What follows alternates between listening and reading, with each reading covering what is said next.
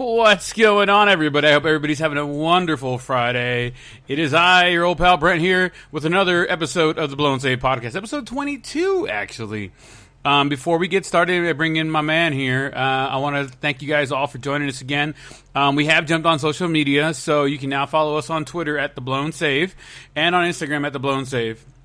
Don't forget, you can also reach out to us at the Blown Save Podcast. But I keep saying us, but there will be no us without my partner in crime, the one, the only, the professor, Mr. Basas. How you doing, baby? What's up? How we hanging? Long and to the left, sir. Long and to the left.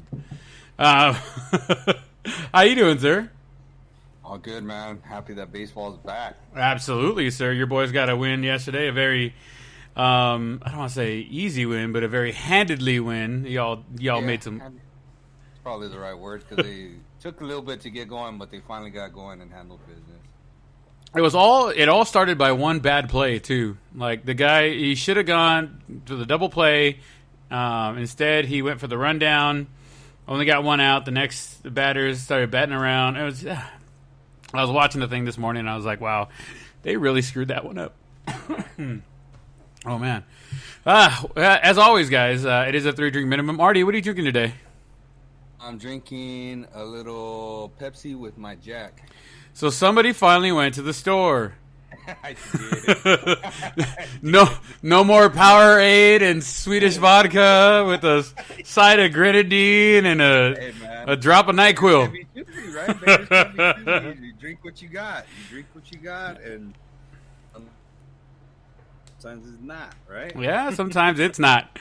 I'm having some Dos Equis that have been left over here in the fridge, so I'll go ahead and give them a good home in my belly. So cheers. I like it. Cheers. All right, let's jump into it, man. Like you said, baseball is back, baby. We had 2 games yesterday, the Nats and the Skankees and the Doyers and the Giants. The early game was called on account of the monsoon hitting Washington. In the dugouts, they were in 2 feet of freaking water. By the break, the Yankees were up 4-1 on the Nats, and it was a rain delay, but later on in the evening, a game was called, and that was the final. Cole looked deeper than your pool, big guy. Hey, almost a part of it, maybe by the steps. Yeah. By the steps. Some parts. Cole looked phenomenal, while Schezer did make a few mistakes, and the Yankees jumped all over it. However, he did have 11 strikeouts for the game before he got called, so he was still dealing. He had no backup over there. Gioncarlo Stanton hit the first home run of the 2020 season with a 459-foot chingazo into left center field. That thing was massive, bro. It was gone, bro. He had enough for 2 on that one. Let me tell you. He might have had enough for 2.5. Right. Jesus. Yeah, that thing was awesome, dude. And you know what? He looks so good, dude. I don't know if you know, but Giancarlo's a local boy, Southern California. He went to Notre Dame High School out in Sherman Oaks, I believe. So I always cheer for the local boys. And, man, dude, he's looking lean. If that dude's healthy, he's a dude that, you know how they talk about, like, hey, who's the next dude that could not break the home run record? Because, obviously, that's a juice record, so I don't think that record's going to be broken. But I always think of who's the next dude that could possibly challenge 60 home runs. And I think he's a dude that could do it. Now, obviously, not going to do it this year because that'd be 1 home run a game. He's off to a good start. He started with 1. He is off to a good start. Technically, if he keeps up this pace, he would do it, right? Yeah, like 9,000 RBIs and 60 home runs. But yeah, dude. So he's a dude that I could see doing it because he's still in the prime of his career, and man, the ball just flies off his. Oh, it was gone. The announcers were talking about how Gioncarlo Stanton, if he remained healthy, he could potentially win MVP, Comeback Player of the Year, and the batting title. I don't think he's ever going to win the batting title. I'm not going to lie. He's not that kind of hitter. He's a pop guy. Maybe if he hits 300, I don't even think if he's. I don't know if he's. I want to say he's never hit 300. That's off the top of my head. If he has, it's very low 300s. You know what I'm saying? Yeah, I got you. But I don't see him winning batting. So, but I mean, the home run title, RBI title, maybe even runs title. Sure, I can see that. I mean, that would put him.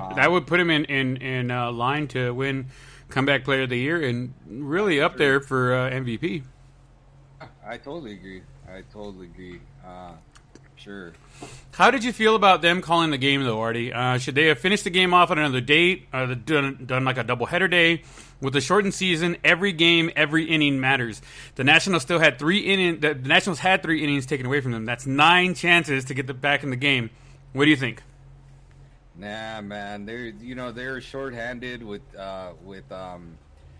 Soto being called out due to COVID, right? Positive COVID test right before the game. So that dude's going into quarantine, which is a huge blow because that dude was an NL MVP contender. He's the heart and soul of that team, considering they lost Rendon to your Angels. Yep. They're already shorthanded hitting, dude, and to lose your biggest bat. Yeah, man, I that's why, how you put that little pick'em thing, whatever, on MLB.com. Yeah. As soon as I saw that, I was like, dude, I'm taking the Yankees. That's why I was really surprised, and I didn't even bother mentioning it to you because I assumed you knew that. Well, I had done the pick'ems like 4 or 5 days ago. Mine was already done. Like, I had already done mine. I was like, all right, I already picked. I'm going to let it fly. Like, it is what it is. I could have repicked and done differently, but it is what it is. I had already picked a few days ago, so I was like, screw it. I'll just go with what we got here. Look, real quick here. I was correct. He's never hit 300, so if you've never hit 300, don't expect to win a batting title. Not to say, I wonder what the batting average is. In a shortened season, though. Doesn't matter, dude. Does not matter. Someone's going to hit. In a shortened season, it's more likely that someone's going to hit like 350, 360, not less likely. I'm saying, like, yeah. His highest batting average was 290 in his third year with Miami. And even that year where he hit 59 home runs, he hit 281. So, wow. Dude, him winning a batting title, that's not going to happen. Dude, he hit 59 home runs that year. Like, if you're not hitting 300 that year, you're not going to hit 300. Now, don't get me wrong. In a shortened season, I think he could hit 300. But like I said, he hits just for too much power, and he strikes out a ton. Yeah, he strikes out a ton. He struck out 211 times his first year with the Yankees. I mean, that's ridiculous, Sounds every single year that he's had like 100 games played, he's struck out over 100 times, Yeah. He's a guy that he's a guy that's not scared to swing the bat. It sounds like something's going on over there. You guys okay? In my house, we all good. Must be the neighbors. I live in a nice, quiet, old neighborhood, and of course, old means there's older people. Well, let's hopefully everybody's okay. Moving on to the evening game yesterday, Kershaw was scratched. The Dodgers had to scratch Kershaw as their opening day starter. Called up Fire-Baller Dustin May. May actually became the first rookie to start for the Boys in Blue since Fernando Valenzuela in the 1981 season. I did not know anything about him, so I was like... I was a little surprised when you sent me that message. I thought you did know a little something about him. I didn't know... By your messages that you're like, who is this guy? Well, did he come from Vegas? He looked like Carrot Top, bro. And I'll tell you this much. His first 3 pitches, 98, 99, and 100, I was like, all right, cool. Carrot Top can throw some gas. Like, we're rocking and rolling, baby. Let's do this. Let the hair flow. Yeah, we got a little taste of him last year. They called him up at the end. He's one of, I don't know off the top of my head, but let's just say one of the top 5 pitching prospects in all of baseball. He's the Dodgers' #1 pitching prospect. Yeah, obviously.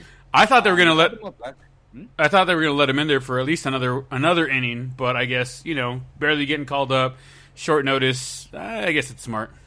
Yeah, and he's good. He struggled from the stretch, which most youngsters always do. And to be honest, most pro pitchers struggle from the stretch. As soon as they got Cueto into the stretch, that dude struggle because he's all herky-jerky. When he's got the windup, he does all kinds of stupid things with it, which is okay. Like, dude, he commands his pitches very well for a dude that messes with his windup a lot. And at the pro level, a lot of dudes need consistency to get command of their pitches. So that's, to me, really impressive that he could do all that herky-jerky stuff in the windup. But he becomes like immortal once you put him into the stretch. Yeah, because he can't be all herky-jerky and moving around and turning his back and all that other fun jazz. Exactly. So same thing with Dustin May. And I mean, it's not like he threw bad. He was 1 earned run. I think it was. He 1 earned runs. I think 3 hits. That's a really good stat line for a rookie in his first opening day. Let me tell you something, kiddos. I'm a teacher, and some of my old students I still keep in contact with, and one of them's a diehard Angels fan, just like you, right? And he was kind of like talking a little bit of smack about Dustin May and blah blah blah, right? And no, about Kershaw, right? And I said, look, I get it, dude. Like, I get Kershaw's older. He's got a lot of mileage. They're like, oh, he's got a lot of mileage. I'm like, yeah, dude, we can't take that away. Like, he was our horse, like that. Dude, that dude is like Trout right now, where you could stop right now his career and he'd be in the Hall of Fame. Absolutely. You know what I'm saying? Like, in a heartbeat. He hasn't even played a lot. Trout has to be one of few dudes that I dare say he's probably like the lowest number of years ever played that would be instantly a Hall of Famer or something, where I hope nothing happens to him. But yeah, God forbid he hurts something and he can't play anymore. He's in the Hall of Fame. Yeah, exactly. And the Angels fall even lower than 500. Right? Shut your dirty whore mouth. Kidding. I gotta throw that. But seriously though, like Trout, imagine he stops playing, he's in the Hall of Fame right now. Same thing with Kershaw. If he stops playing, he's in the Hall of Fame. So I said this to him, right? Because he just kept going on. And I said, look, dude, I hate to break it to you this, but Kershaw is better than any pitcher the Angels have. Oh, no, this. Oh, no, he's not better than Shohei. Oh, he's not better than Channing? How do you say his name? Canning? Oh, Griff Canning. Yeah, Canning. And I like that dude. And I like Shohei, too. And I was, like, waiting for him to say Andrew Heaney, right? Right. And I said, look, dude, last year Kershaw had probably one of his worst seasons, right? Let me tell you, one of his worst seasons would be a breakout season for the Angels. He went 16-5 with a 3.03 ERA. That's the worst. I'll take that. I'll take that as a worst season. And I said, like, I get Shohei's good. Don't get me wrong, but he hasn't done anything. His best season, the 1 year he pitched, he was 4-2 with 3.36 ERA. I'm just throwing the ERA out there, but it was higher, right? Right. And I was like, I hate to break it to you, like, he's better than any pitcher the Angels got. I said, on the Dodgers, honestly, I think he's a 2 or 3. Buehler's clearly our ace. But they are just paying respect to a dude that's, again, put in the miles, put in the work for the team, And dudes that I could think of that the Angels had in the past that were equivalent were guys like Garrett Anderson, Troy Percival, and maybe like Tim Salmon. Yeah. Dudes that you have a lot of respect for because they're like lifer Angels, you know what I'm saying? Yeah. Even though Percival went to the Tampa Bay afterwards. But like, Tim Salmon, Garrett Anderson, right? I don't think they ever played for anybody else. No, they those were like lifers that you had respect for, that I loved. Like I love Tim Salmon. I really like Garrett Anderson. I was a big Tim Salmon fan, because I like these that play for one team and give it all they can, and maybe they're not like the best players in baseball, but they're very good players. And Tim Salmon, I always thought was sold short. Same thing for Garrett Anderson, but Garrett Anderson had his moments. And, yeah. He won an All-Star Game MVP and I believe a home run derby. But Tim Salmon seemed to never really get his moment in the spotlight. Yeah. But he also played during the steroid era. And I feel like Tim Salmon played it clean, and that's part of why reason that Tim Salmon never really got his due share. You know what I'm saying? That he was an outfielder, which, he played during the same time as Piazza. But Piazza, because of the position he played, was a Hall of Famer. Tim Salmon, because of the era he played in. Yeah. I don't know that he's a Hall of Famer in general, right? Like for baseball. But damn, dude, he was a hell of a good player. And I don't even know if he ever made an All-Star team. He would be up there, for me, as one of the best players to never make an All-Star team. I get that. So anyway, the comparison is what I'm trying to tell you is, like, Kershaw is getting that opening day start because he's a Dodger lifer. He's put in the miles. He's put in the wear and tear, even when we weren't like the greatest, where we were contending and stuff like that. Yeah. And he's deserving of all that stuff. Do I really think he's our ace? Hell no. Do I think he's a 2? Yeah. Yeah, for sure. Two, if not 3, but yeah. But again, he's the ace for a lot of teams in Major League Baseball. Like, again, he would be probably an ace for the Angels. He'd be the Angels' best pitcher that's proven, you know what I'm saying? Oh, absolutely. Shohei's probably their ace. I get that they're giving Heaney the start, but Shohei, he's battling injuries or trying to baby him a little bit, type of thing, which, I don't like that stuff. Right. I don't think by the end of the season, if we're in it, I don't think Shohei's pitching every week. I think he's starting to go in every 4 days or something like that. But we'll have to see when we get there. We'll have to see what happens when we get there. Shohei, man, it's going to be interesting to see how he does his first few actual games. He's throwing the ball really well. He's looking good. He's hitting the ball really hard, but we'll have to see what happens. If they do baby him, how long is that going to last? Right.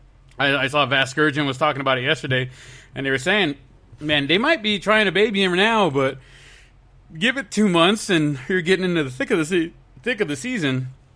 And if they're in the hunt, man, I doubt he's only playing once a week. So Right. I agree. I like that. At least Trout came out and said he's playing. That's pretty cool. Trout came out and said, "I am back."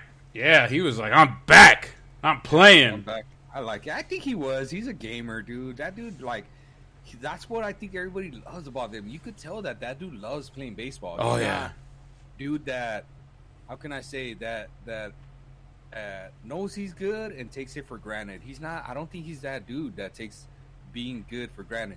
And not to say that there's a lot of those players, but there are some of those players, you know what I'm saying? Yeah. That take being that good granted. Like one dude, I don't know, the dude that comes into my head that I always thought could have been better, but he took being that good for granted was I don't know if you remember him, Milton Bradley. I do remember Milton Bradley.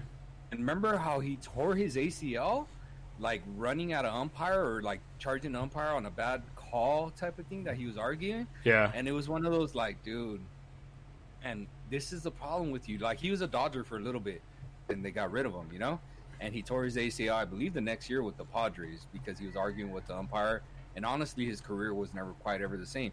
But he was a dude that was a solid 20-20, 20 home runs, 20 steals. But he was a legit 30-30 threat if he would ever just kind of keep that even keel that you needed in baseball. Because in baseball, you really need a lot of that even keel, Yeah, you got to stay level. You absolutely. I mean, this season's a sprint, but normally it's a grind. You got to take your time. You got to go through the whole fucking thing. You can't get hung up on the littlest shit every time. And I like Trout. Feels like he understands that. That's what I think.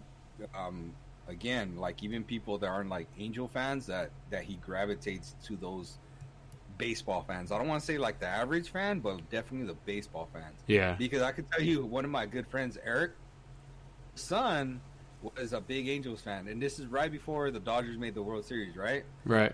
The first time.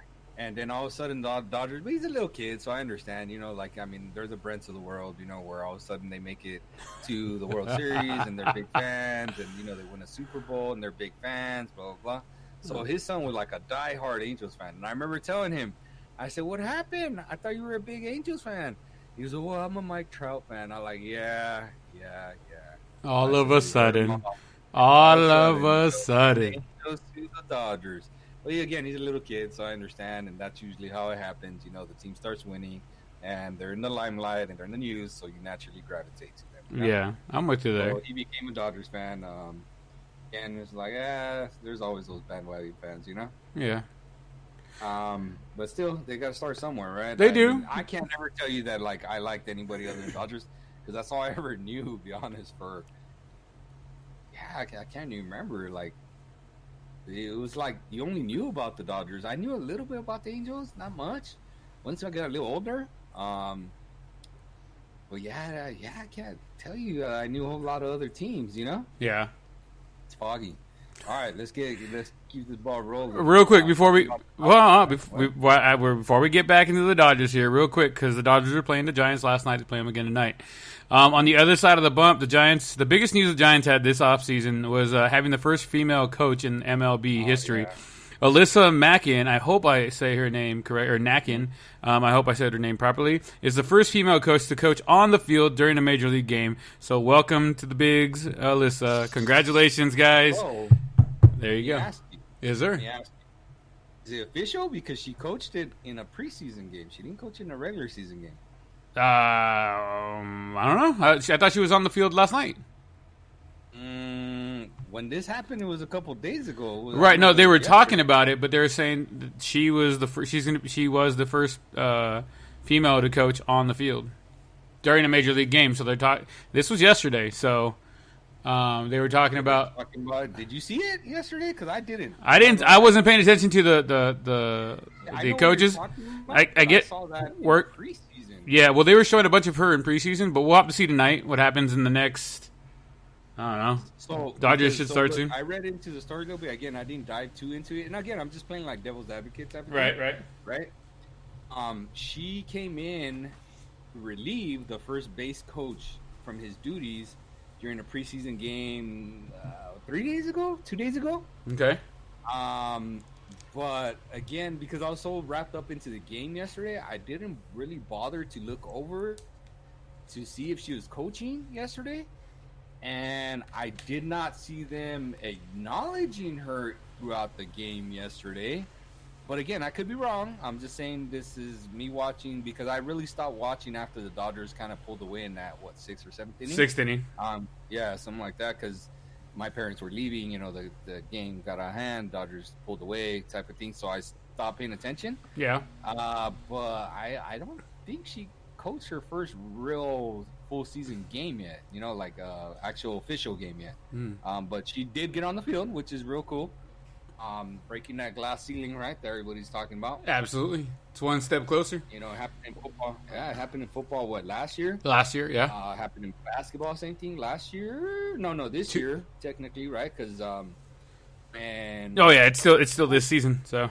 Yeah, because the Spurs coach, she took over when the coach got kicked out with Popovich. It was basically her and Tim Duncan that took over, right? Yeah. I don't remember any of their names. I don't remember any of that either, but yeah. Moment, yeah, absolutely. And they're still cool to think of the moments, We'll have to pay attention a little bit harder tonight when the Dodgers are playing the Giants. Actually, that game should have just started, no? 6:40. Oh, okay, so we got about 30 or 10.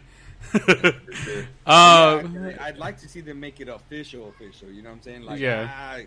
While I think preseason is cool, it's not really official. You know what I'm saying? Right, until she's actually out there for a game. Official, Well, we'll have to pay attention more tonight. She was out there yesterday, and I wasn't paying that hard attention. I understand that they made a big deal about it a couple days ago, but again, that was a couple days ago means that was preseason. Yeah. Yeah, they didn't make a big deal about it today. That means it didn't really happen yesterday. Again, I could be wrong. But when I read the story, it was she came in to relieve the first base coach, which means she is not the first base coach.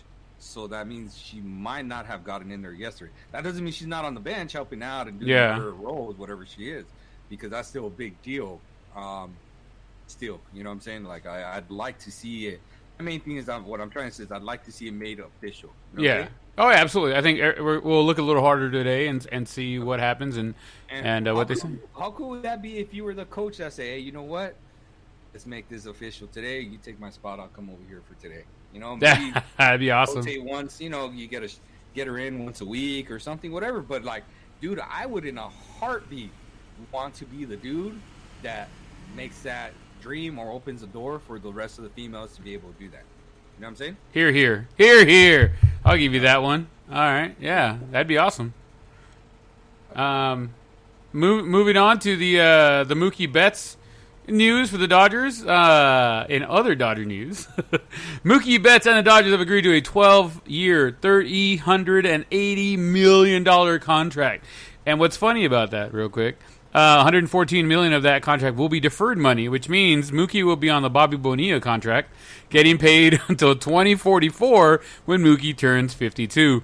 Mookie is already earning his money last night, getting into position to score on a bang-bang play at home plate for the go-ahead run, even though the Dodgers scored 6 more on top of that. It was quite impressive, and he's already paying dividends. He's already looking amazing for the Dodgers. It looks like it's money well spent. Oh, you're stealing my thunder there, man. Dude, that was a hell of a play. Let me tell you. Okay, so I get that they scored 6 more, but I believe it's that momentum of that play that he did that propelled them to score more. If he doesn't do that, that's one of those plays that, it gets broken down on SportsCenter. Is dude, that's one of those, if you hesitate for a second, you're out. Yeah. You know what I'm saying? If you don't dive and you decide to slide, you're out. If you're not as fast as he is, you are out. If you don't dive far enough away and reach your hand in, you are out. You know what I'm saying? There's so many dynamics that go into the play, into that particular play. That was impressive. And this is just in general, even if he wasn't a Dodger, that was a hell of a play. Knowing what the situation was and how everything's going. And dude, you could tell me as a dude, as a baseball savant, right? Mm-hmm. You could just tell, bro, that brought energy into that team and they just pulled away. An elite team, they pulled away from that play, dude. If that play didn't happen, I'm not sure that they pull away like that. They might win that game 3-1 or something, but they don't, what feels like a blowout, They won what, 8-1? I think it was. They ended up 8-1. winning 8-1. But I mean, it was 1-0, 1-1 for a long time, right? You know, like Then that play made it.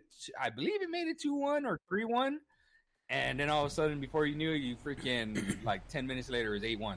You know, you're like, what the hell just happened? When I texted you, I was like, bro, and you're like, what happened? I looked away. Like, bro, he put up 3 more runs. Yeah, but that's what I like about him, and I had text you. I thought it was a great contract for the Dodgers to sign because the Dodgers needed some diversity on that field.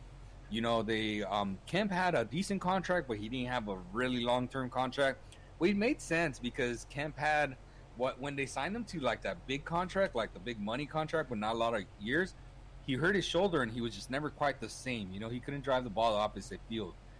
And Mookie has been solid, and they need, you know, again, diversity because it just feels like baseball and the Dodgers are in the limelight a lot, and they're missing that. You know what I'm saying? They had some Latino players, but they had a lot of other dudes, you know, without diversity in there. I feel like while Bellinger and Kershaw are still probably the faces of the franchise type of thing, and Kershaw will always be there until he retires and, you know, he's passing the torch. He's still kind of there as a mentor, kind of guiding him. I feel like Mookie has stepped into that, and really, by hearing him talk, he's taken on that role of like, man, I want to be here, I want to do this, and I want to be that next guy, you know? Yeah. And I thought that was so cool because I can honestly tell you, I didn't see that coming from him. You know, I really didn't. Not this big where this dude like fell in love with, you know, the city of LA and the organization, and I don't know, maybe he has that tie of something he feels like he's tied to Jackie Robinson or something. I don't know, dude, but he has that style of what I didn't get to see Jackie play in person. But Mookie is what I would imagine with more power. Mookie has more powers. What I imagine Jackie kind of played like back then. You know what I'm saying? Yeah. Like he has some power. He has speed. He's aggressive. He plays multiple positions. Mookie could play any position in the outfield, and he could play second base. You know, like who else did that? Obviously, Jackie Robinson did that. He played, you know, the outfield. He played second, and he played first. Like again, the connections just seem. And Jackie Robinson wasn't a huge guy. He was a little stockier than Mookie is, and Mookie's not a big guy, dude. He's kind of small. Have you seen him? Yeah. So I just feel like there's a lot of connections there that people might not see, and maybe Betts just bought into that stuff, you know, and says, I want to be that dude, you know? I'm glad he did, though. I mean, there was a lot of talk of where he was going to go if the season didn't play out, and you know, was he even going to be a Dodger? What's going to happen? Who's going to go offer him that big old contract? And thankfully, baseball came back, and here we are. Now Mookie Betts is going to be a Dodger for forever now.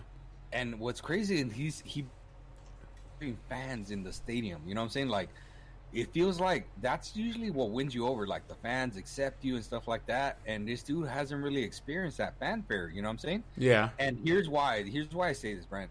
Because the Red Sox have, like, a reputation for not accepting diverse players. You know what I'm saying? Yeah. So, like, you know how the Torrey Hunter story came out, you know, a couple weeks ago. He's like, man, I hated playing there. I would never play there, blah, blah, blah, because I would get called this, I would get called that every single time I went Boston. And I wonder if Mookie, even though he was a homegrown guy and stuff like that, if he had kind of experienced that a little bit over there in Boston, or at least felt like some animosity. I don't know. I can't think of the right word when he was over there, and then he came in over here, and it felt a little more like liberal. I can't think of the exact word, but maybe like, oh man, like, wow, it just feels like different over here. And then again, he's not he is a superstar no matter where he's going to be, but he's sharing that limelight with Cody Bellinger, Clayton Kershaw. Like, he doesn't have to shoulder. He doesn't have to be the center of it. Franchise. Yeah, he doesn't have to be the center of it, even though he is still going to be a core of it. Because, I mean, imagine, dude, him and Bellinger from now until their careers are over. That's stupid, you know? Like, that's just stupid. Two of the best players and you know, two of the for sure top 10 players in Major League Baseball, right? Yeah, and absolutely. Arguably, two of the top 3, for sure, maybe top 5. Top 5. Top 5, yeah. Because I would put Bellinger, again, I don't know, depending on what year you take him on. But, you could put Bellinger at, like, number 3 or 2. And then Mookie's right at that, like, 4 or 5 slot, because the dudes, when I think of the best all-around players in baseball, right? First dudes come in my head is Trout, Yelich, Bellinger, Mookie, and maybe, like, a pitcher, a dude in his prime, maybe like a Garrett Cole. You know what I'm saying? I mean, again, there's the Ronald Acuñas, there's a couple other dudes, Francisco Lindor. They're all fighting for that 5, spot. But again, they're in the conversation. Mookie and Bellinger are in the conversation for inside top 5. You know what I'm saying? Yeah. That's awesome to have 3 of the top 5 best players in Southern California. Absolutely. That is awesome. And I mean, we got 5 of the top 10 players in Southern California? Would be the 5. I would say Rendon would be up there, maybe 10th, if not. Well, we have to see how Ohtani does, really. We haven't seen him in a full season other than just batting, but yeah, it's possible. For sure, Rendon. I like him. He's solid defensively, and he's a solid, consistent hitter. I hope he fixes his oblique muscle, gets that rest, and gets in here quickly. We can't have him gone for too long. Real quick, side note, real quick. I just noticed I was watching the game above us or above me while we're recording here. Mm-hmm. Kyle Hendricks had a no hitter going, a no hit shutout going in through the 8th inning. He came in first batter in the 9th inning, scribbled one right through the infield. Wow. Yeah, to end the. Watching that game, I didn't know he was doing that well. I knew he was doing well, but I didn't know he was doing that well. You know what I'm saying? Like, he was dealing, dude. Oh yeah, I kept looking up and I saw like they kept going to him in the dugout, and he was by himself sitting in the corner. And I'm like, are they social distancing or what's going on? And then they posted on there the last complete game shutout was by Kershaw in 13 against the Giants. And I was like, wait a minute. I was at that game. I was like, wait a minute. Let me look at the game real quick. So while you were talking, I pulled up the game. And sure as shit, he was in the 8th inning, or he had just finished the 8th inning, and he had no hits. It was they had one error, somebody got on base because of an error, but other than that, nada. And as soon as I was like looking up, and I'm like, oh wow, that's like I was thinking in my mind like he's throwing a fucking no hitter for opening day. That's awesome. And they get a base hit, and I'm like, oh well, there that goes. So good, hey, but he was dealing. I mean, if he keeps that up, man, Cy Young, we'll see. Interesting. Well, I mean, did he win it, or was he the number 2 a couple years ago? I know he was up there. He's another local guy, right? Yeah, from Newport Beach. Yeah, he's over there. I believe he went. Oh man, I forgot who he's at. When I was still sports writing. Yeah, I just had his information up there. I just saw that he was from Newport Beach, and I was like, oh, right on. Yeah, he's not. He didn't even play there. I'm trying to think of where he was exactly from. Anyways. Quick question for you. The first DH on the NL side has hit a home run. Do you know who that was? Yes, Yoenis Cespedes. Yeah. He's on the fantasy team. He hit a home run after being gone last year. He didn't play the last 2 years, right? Or the 2 years ago he got hurt. Yeah.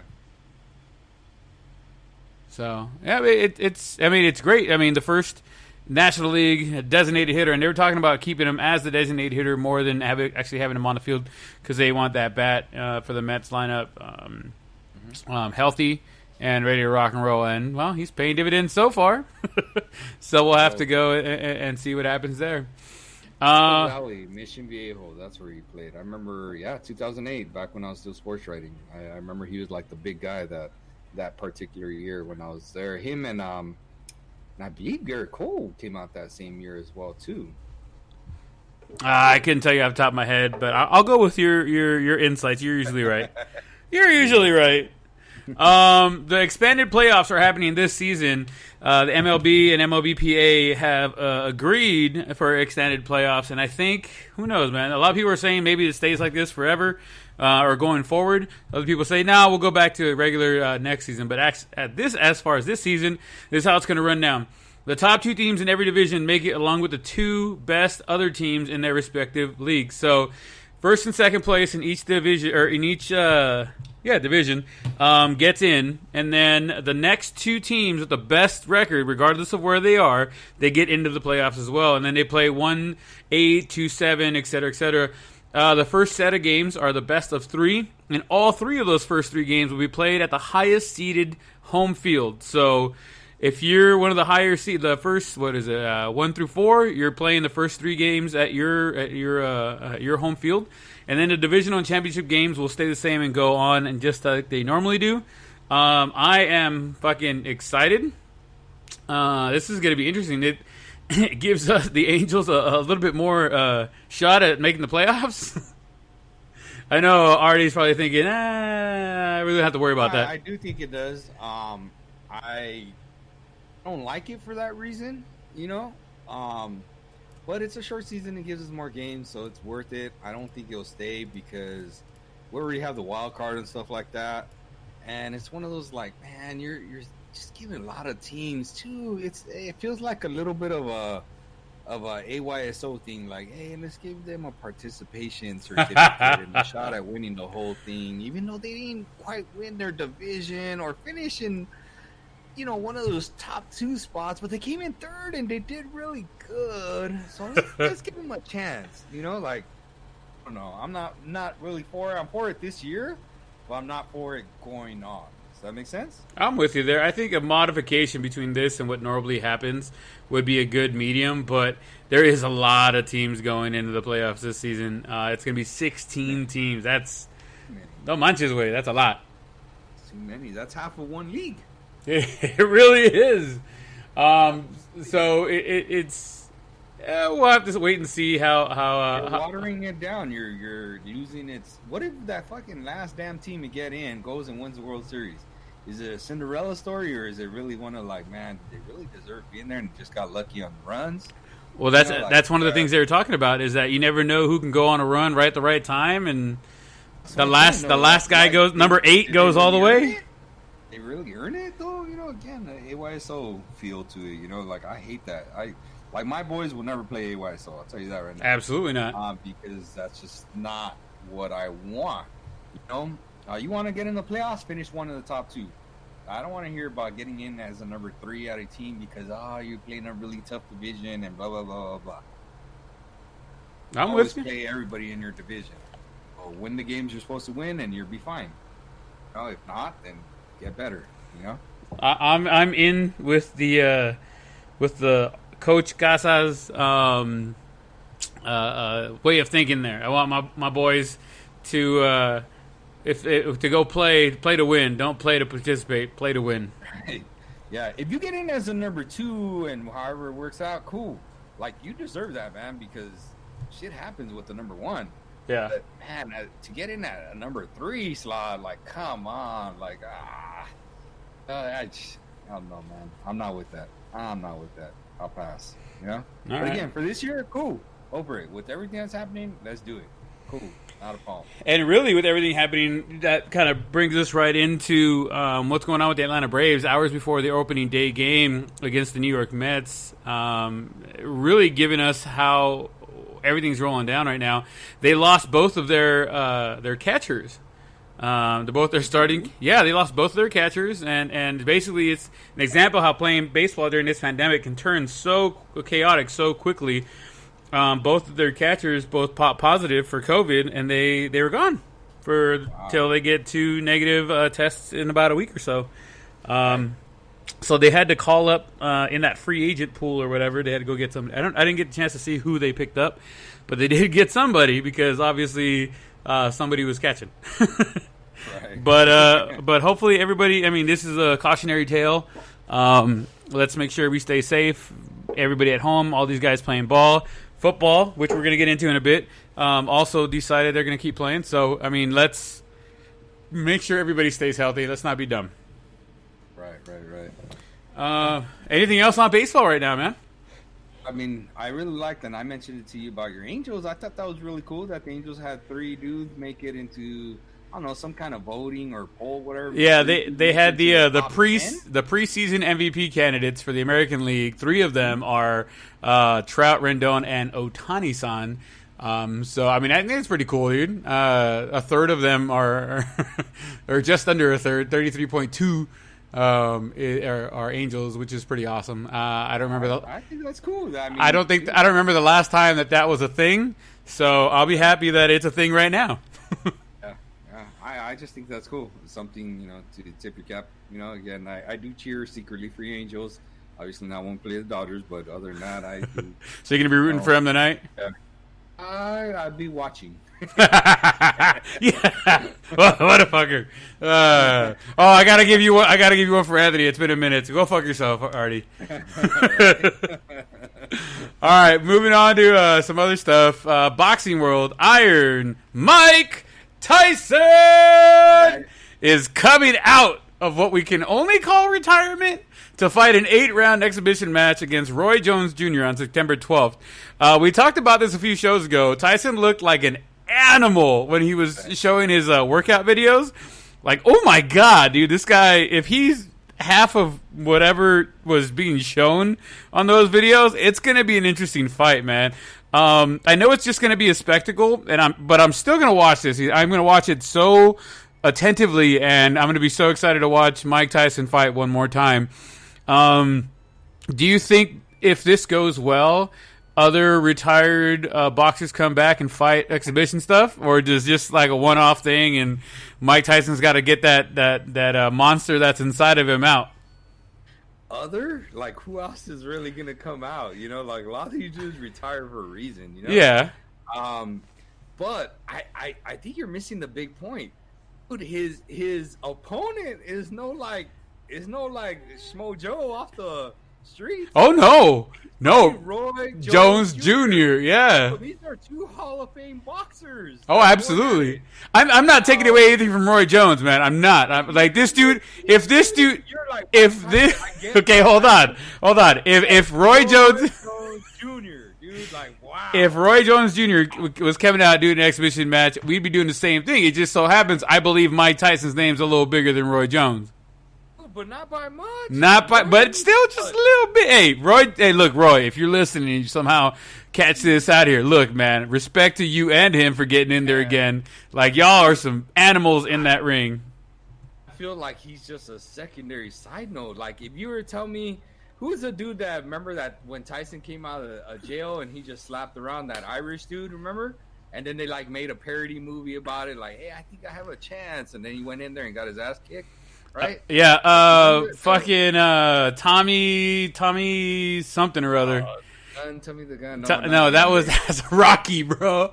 But I remember he made those Pizza Hut commercials where they had the stuffed crust, and he turned it around and the crust hit him in the chin and he knocked out. Oh, I remember that. It's not like one of those fights, dude. This dude's going up against Roy Jones, and let me tell you, Roy Jones, he's a Hall of Fame boxer. And now, I don't think Roy's smart, dude. Roy's not going to stand there and go toe-to-toe with Iron Mike. Roy's going to be like, hey, dude, I'm faster than you, and I'm going to move away and punch and jab. So I don't think it's going to be like a real brawl. You know what I'm saying? Yeah. Now, if Mike were fighting some other dude, I think it'd be a brawl, and Mike Tyson would be...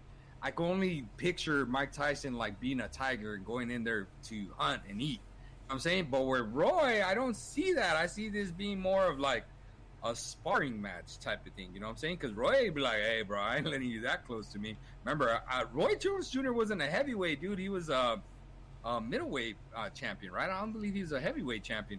Again, boxing is not my forte, but Roy was never a heavyweight, and Mike Tyson was a heavyweight champ. Yeah, I don't remember weight classes. I don't remember Roy Jones being right? Yeah. Like, yeah, Roy Jones is going to play it smart. He's going to be like, I'm going to jab your ass to death, and we're going to get through these, 8 rounds or whatever. Yeah, man, I don't think – I am going to watch. So I'm like you because I feel like it's a flashback to my childhood type of thing. All of us, dude, remember playing damn Mike Tyson's Punch-Out, right? Yeah. Like, everybody my age and your age, right? Like, we remember that. So we're, like, excited. We get flashbacks. But is it really going to be a Mike Tyson's Punch-Out type of thing against Roy Jones Jr.? No, I don't think so. That's my personal opinion, just because Roy is a very smart guy. But if it was Joe Schmo, yeah, I think Iron Mike would freaking rock anybody. You know what I'm saying? Rock him. But I'm going to watch, for sure. I'm going to watch. What do you think is going to happen? I don't know, man. I honestly don't think Roy Jones is going to want to stand in the middle of the ring with Mike Tyson. I mean, I haven't seen any of Roy Jones' workout videos or anything like that. But damn, dude, Mike Tyson. I'm like, oh fuck, this was good. I'm not talking a mí, güey.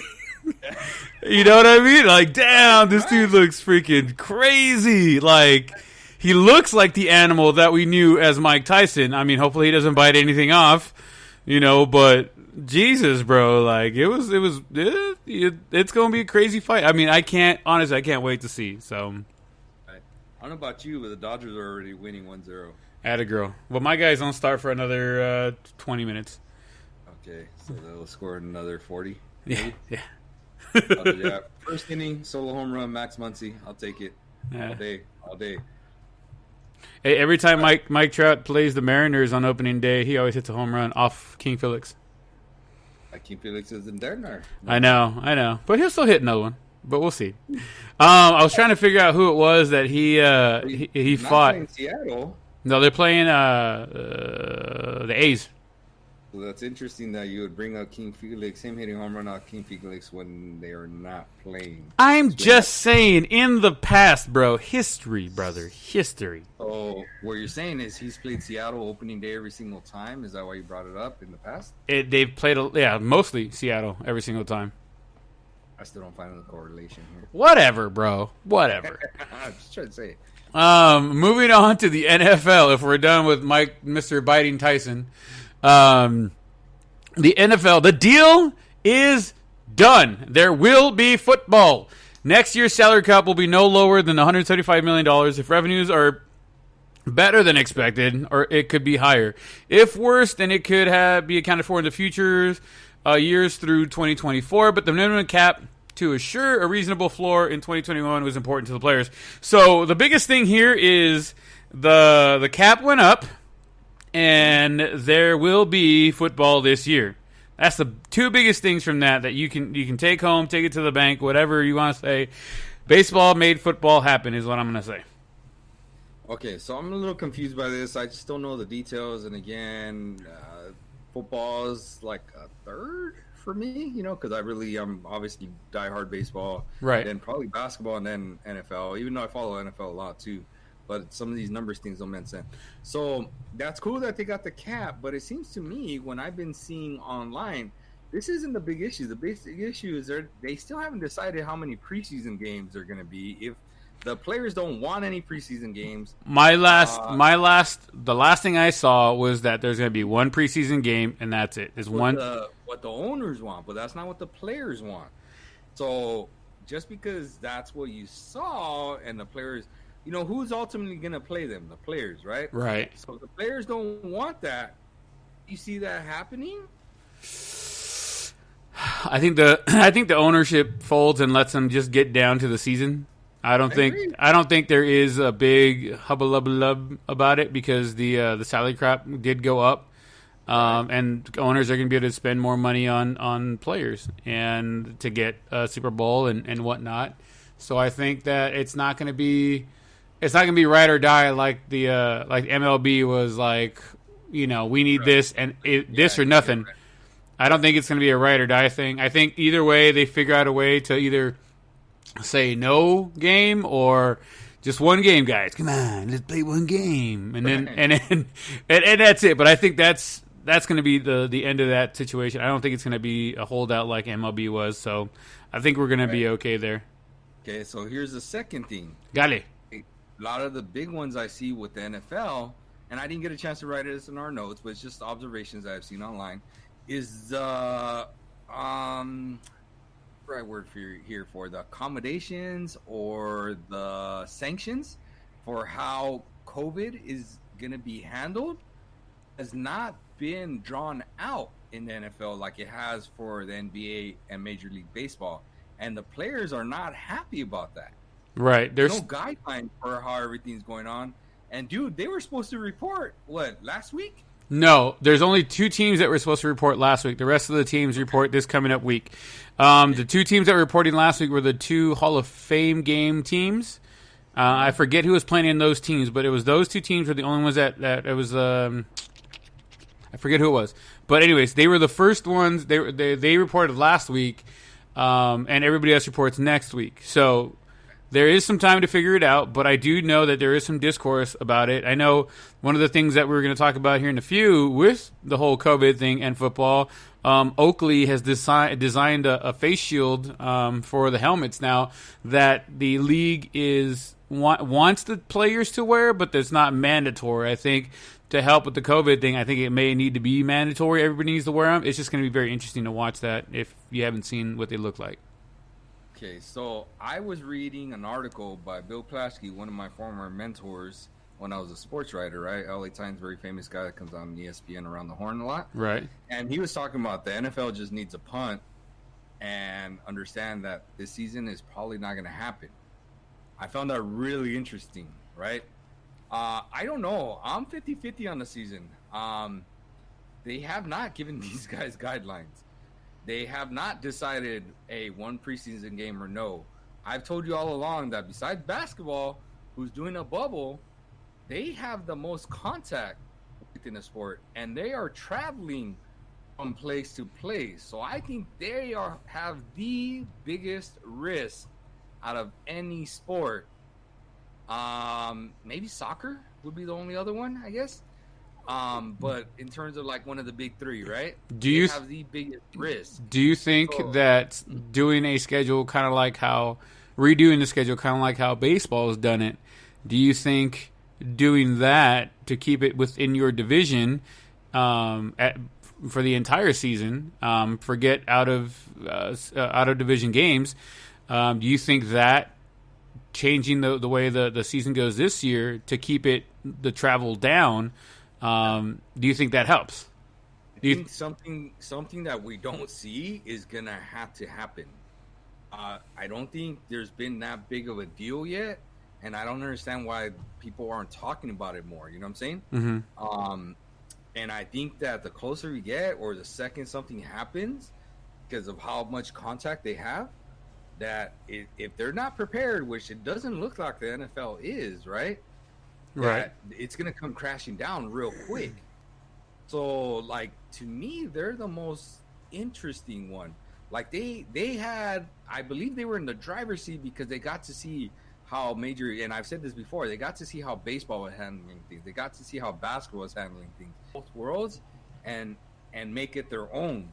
But they haven't. They've kind of sat on their hands and not done a lot or said very much. You know what I'm saying? Like, again, you said the Hall of Fame teams were supposed to show up last week, and the rest are showing up next week. But, dude, all of them are showing up basically without any guidelines so far. Like, dude, that's really interesting, and I'm telling you, I think some backlash is going to come out, and it's going to come out real quick and real fast. Well, we'll have to see this coming up week. What's about to happen? Yeah.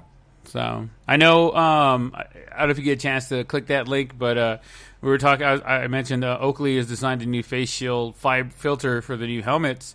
It's very interesting if you actually take a look at their design. They don't have an actual prototype yet, which also worries me because football is right around the corner. But they have like the offset vents with the double filter on the inside of the little casing or whatever you call it. It looks wild, man. I mean, I don't know, man. But is it going to work? I mean, there's still airflow coming in from underneath. There's still sweat. There's still bodily fluids that are going to be flying around when you start hitting people.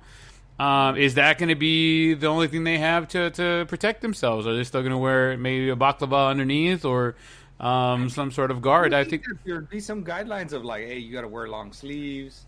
You know what I'm saying? Like, I really feel there's got to be some guidelines that come out, dude. There has to be. I'm saying, like, this is a great step. I think, again, it's got to find a way to incorporate these things. Like, hey, we got to wear long sleeves. I get it. It's not comfortable, but everybody's at least playing with the same uncomfortableness, blah, blah. I know, like, they're going to be like, but the defensive ends, even the freezing cold, they don't wear long sleeves because the linemen's always hold them, blah, blah, blah. Like, you know, I get it. I get all the reasonings and stuff like that, you know? Yeah.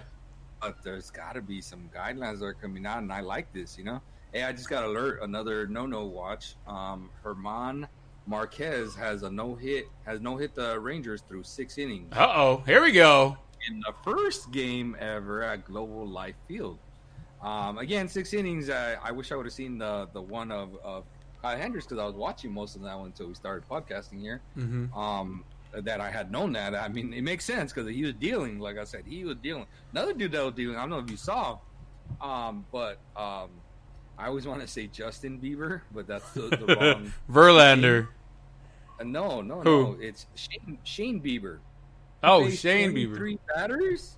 He had faced 23 batters and struck out 14 of them. Oh, shit. Damn. For an opening day start, that's damn. And I don't know if that's what he finished with, but that was an alert I had got. 23, that's what? 7? That's 7 2/3 of an inning. So, yeah, he was probably done, because that's already a lot of batters right there, a lot of innings. Yeah. So 7 2/3, 14 strikeouts. That's a lot of strikeouts. That's money, though, there. We thought Schezer was crazy with 11 in 6 innings. Yeah. I mean, give him 3 more innings. That's 9 more potential. He could have had, but it would have been interesting. That's cool too. Yeah, for sure. Oh, sure. And the Angels and those Yankees like to strike out a lot because they go big or go home, right? Absolutely. All right, moving on. The Washington, the formerly known as the Redskins, they are now called, or temporarily at least, called the Washington Football Team. Right. I know it's temporary, bro. They're still trying to figure out the official nickname chosen, but all this time that you've had, and this is what you got. This is the best thing you got. Like, come on, bro. At this point, you know what you're going to call the team. Just call a team. You know what I mean? Call them something. But the Washington Football Team, like, it's what? Right. Like, why, bro? Oh, you saw who was making fun of them, right? LeBron, he was like, "Is that real? Like, is that really what we're calling them?" Like, he thought that was funny. Just waking up back from my pregame nap to see about the Washington Football Team. Is that real? No way. Oh man, they had a thorough, intense, long board meeting about that one, huh? Yeah. You know he's a Cowboys fan, right? Oh yeah. Which is, again, he's one of those dudes that, he had an uncle that visited Texas one time, even though he's from Cleveland. So that's why he's a fan, Yeah. But you saw that Kevin Durant was not happy about it, right? Because Kevin Durant is a Nationals fan, and Kevin Durant I can respect because Kevin is from Washington, so he's a Redskins fan. You know what I'm saying? So that's one dude that I'm like, all right, I get it why he's upset. So I mean, he wasn't like ridiculously upset, but he was, he put in that little meme or whatever, the gif of like, bro, right? Yeah. Really? Oh no. That was still funny though. But yeah, you're right. Like, dude, they had all this time, and that's the best you come up with right now. What's going on here? Again, that's just dumb, dude. I like the thought somebody had put out the Washington Red Tails after the Tuskegee Airmen, the first all-black squadron who fought in World War II. Come on now, the Redskins, like, who's been known as being racist, and this dude's being charged with all kinds. That's never gonna happen. Well, it's gonna be some kind of neutral team. It's not gonna be named after. Like, I think that's cool. Isn't that what was that movie called? The Red Tails. It's called Red Tails. Yeah. Okay. Yeah. I mean, I know about it now because of that movie, and I think it's cool. But that's not gonna happen. Let's be honest here. The Washington Redskins are not gonna go from being like a racist team to all of a sudden, hey, let's be the completely opposite. Yeah, that's not gonna happen. They're gonna find something again, like the Washington Senators. Like, I could totally see that happening. Yeah, because it's in the middle, and it's like, hey, we're from Washington. The Senators make sense. We have a lot of senators. Blah blah blah. Right? Like, I'm with you there. I like the thought of the Red Tails because of the significance behind it. But you're right. I think going from one extreme to the other is probably not going to happen. But it is what it is. Right. For sure. All right, man.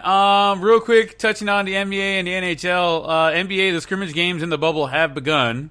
Everybody's looking really good. A couple people are trying to bust out of the bubble. I didn't get any names on them yet, but a couple people are busting out the bubble. So there's a lot of hoopla about the players having to stay in the bubble and not getting out so that everybody stays healthy. Right. Saw some dudes that was hurt. Sabonis' son. I mean, he's obviously his last name Sabonis, but he has some kind of ankle injury, so he's leaving. Dudes are busting into the bubble are Westbrook, who had COVID. What's the other dude? The young kid, the rookie, the number 1 pick this past year, Zion Williams. He just came into it because he had some family issue. You know, when it's family issue, it's always some COVID thing, right? Yeah. But he's coming back and he's like in quarantine, and basically making his way into it. But I think that's cool. I like, it's really interesting, you know? Yeah. Really to see that they're doing their bubble thing, you know? So, I mean, we'll just have to see what happens in the next couple of weeks as the NBA kicks off. I do have a request from a friend of mine. Letty, I know you're listening out there now. She wants to jump on and talk NBA. She is a huge diehard NBA fan, and I told her absolutely we'll get her on here in a couple of weeks. So, Letty, we got you. Once the games start rocking and rolling, and you got enough shit to talk, we'd love to sit here and listen. And then just real quick, the NHL. Yeah. Oh, no, get the NHL, and then we got to talk our picks, and then we're done. Oh, yeah. All right, NHL. The new expansion team has been revealed coming out of Seattle. Welcome to the new Seattle Kraken. They got some pretty dope colors and some pretty dope. It's a pretty awesome logo. It'll be very interesting to see how good they do. The bar being set really high with the Las Vegas, what do they call it? The Golden Knights. They came out hardcore, and they were amazing in that first season. So I thought it was pretty cool, too. I'm not exactly sure on the details, but you saw the women's soccer team that just got expansion team. So Mia Hamm, Natalie Portman, Ambi Wambach helped launch national women's expansion team for soccer for 2022. I think that's real cool. That's like a superstar-packed group of names in there that's bringing, again, like that social change and stuff like that. Like, you know, they always talk about like, oh, A-Rod's trying to buy a Major League Baseball team. Oh, Kevin Garnett is in the mix for, you know, the Timberwolves and trying to buy them. You know, like they're always talking about them, right? Yeah. But dude, you hardly ever hear about these females like trying to, again, get into the game and break that glass ceiling, and I think that's so cool. Absolutely. That Mia Hamm, Natalie Portman, and Abby Wambach. A lot of people they probably know Mia Hamm, you know, because she was married to Nomar Garcia-Parra, probably one of the greatest female soccer player ever, right? Mm-hmm. And Portman, obviously, from all the movies she's made. And Abby Wambach is, yeah, she's probably best known for scoring that goal against, I believe, China, and then taking off her jersey and being in the sports bra. And again, very big moment in U.S. soccer history. U.S. soccer history. So, again, more power to them. That is freaking awesome. And I'd like to finish here by speaking of our picks for opening days here and how we're doing so far. All right, so you had the Nationals. I had the Nationals. You had the Yankees. The Yankees have that one. We both picked the Dodgers. Of course, I had the Braves over the Mets. Mets took it out 1-0. Yeah, the Mets won 1-0. Had the Mets? Hold on. No, I had the Braves. Sorry, you had the Mets. You had the Mets. All right, we both picked Cincinnati. Cincinnati won 7-0. Next up, Blue Jays and the Rays. I had the Rays. You had the Blue Jays. Look, somebody's on fire right now. Chingazo. Yeah, I'm seeing. Right now, who else is done? The Royals and the Indians. I had who did I have? The Royals. I had the Indians. You had the Royals? No, you had the Indians too. Cállate, cabrón. Right now, that's all that's done for the day.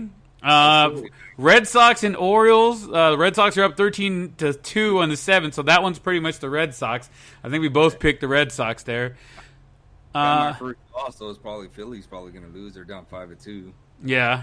So let's see here. Cardinals are up on the Pirates 3-0 in the top of the 7th. Was one. I took the Cubs, and you did not take the Cubs. I took the Brew Crew. Ah, man. Yeah, you suck at this, bro. I got the Rockies. Hopefully they come back and beat the Rangers here. And then... wait, they're losing? They were getting no hit. The Rangers are up 1-0 on the Rockies. 1-0, and they were getting no hit just a moment ago, dude. I don't know. Now. Wow. Come on. All of a sudden. You're getting no hit, and you're losing now? Jeez. Wow. Who else we got here? Let's see. The Dodgers and Giants. Dodgers and Giants tonight. Mariners are beating the Astros right now 2-1 in the fourth inning. So we'll just have to wait and see till tomorrow. I'll post it tonight on our Instagram, guys. The ending results. I have more wins than you. I'm gonna go ahead and give it to you, Professor. The Guppy will concede and say you done beat me, sir. But I hope I'm wrong is I do hope that your Angels win today. Although I pick Oakland. But I told you why I pick Oakland because they're throwing the Angels are throwing a lefty against a predominantly right-handed lineup of Oakland. Yeah. If Cho had thrown, I would took the Angels in a heartbeat because again, righties, they just had the advantage. But lefty righties, man, I hope I'm wrong, but the advantage always got to go when the dominant team has is hitting. Yeah. Well, I'm hoping you're wrong too because my Angels are about to get started here. So, sir, thank you very much, sir. Let's hear the sign-off, man. All right. Hey, everybody, let's get things back to normal. Make sure you wear a mask, wash your hands, and be safe out there. See you next week. Absolutely, guys. You guys, make sure you guys are washing your hands, staying safe, just like the professor said. Don't forget, guys, we are now on social media. Make sure you guys follow us and like us on Twitter and Instagram. Once again, you can follow us on Twitter at @theblown_save and on Instagram, @theblown_save. Don't forget, you can also reach out to us at theblown_save_podcast@gmail.com. We love you guys very much. You guys have a great night. Please, please, please, please, please be safe. And if you were drinking tonight with us, make sure you have a designated driver and you're getting home safely. Enjoy the rest of the baseball night tonight, guys, and we'll see you guys next week.